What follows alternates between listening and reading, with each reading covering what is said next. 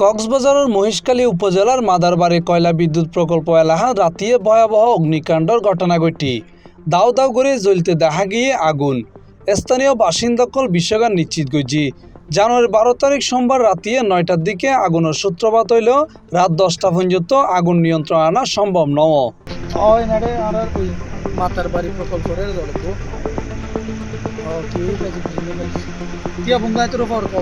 স্থানীয় হয়ে রাতে কয়লা বিদ্যুৎ প্রকল্পের ভিতরে আগুনের লেলিহা দেহিয়ে ছুটি যায় তারা।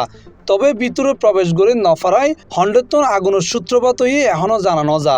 প্রায় 1 ঘন্টা যাবো দেখে এটা বেশি অতিরিক্ত অঞ্চলের তো আরা অঞ্চলের দিয়ে দেখি আরা তো পার্শ্ববর্তী প্রকল্পের পার্শ্ববর্তী এলাকার মানুষ তো আরা আইলাম এবং আরা স্থানীয়ভাবে কিছু কর্মচারী যোগাযোগ করতে চাইলাম যে আসলে কি হন, কিন্তু আরা সঠিক কোনো তথ্য না পায় বাট এখন দেখি দিয়ে ফায়ার সার্ভিস এসছে।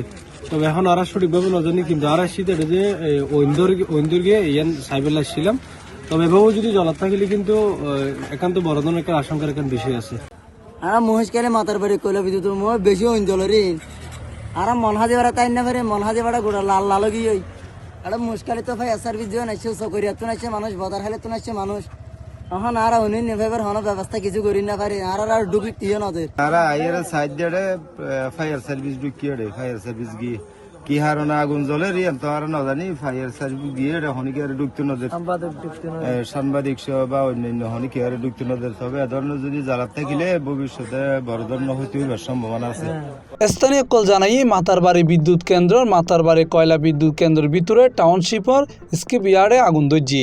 রাতে 9:30টার দিকে ফায়ার সার্ভিসের ইউনিট এন্ডে পৌঁছাইয়ে জানা গিয়ে মাতারবাড়ি বিদ্যুৎ কেন্দ্র আগুন লাগি বলে নিশ্চিত গজি ফায়ার সার্ভিস ও সিভিল ডিফেন্স। তবে হয়লা বিদ্যুৎ প্রকল্পের কর্মকর্তার লগে একাধিকবার যোগাযোগ করিবার চেষ্টা করিও তার বক্তব্য লওয়া সম্ভব নয়।